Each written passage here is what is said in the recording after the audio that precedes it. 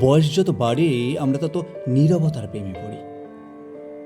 হই হট্টগোলের থেকে দূরে গিয়ে একটা গোপন জীবনযাপন করতে ভালোবাসতে শিখি।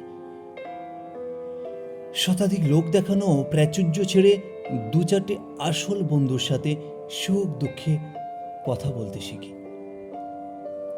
দেখনদারি সম্পর্কের ঊর্ধ্বে গিয়ে খুব গোপনে কারোর কাঁধে মাথা রেখে সূর্যাস্ত দেখতে, সারাটা জীবন পাশে থাকবে আর কে সামান্য ঝড়ে খড়কুটের মতো উড়ে যাবে বুঝতে শিখি। অপ্রত্যাশিত অপমানে নিন্দায় বিশ্বাসঘাতকতা চুপ করতে শিখি।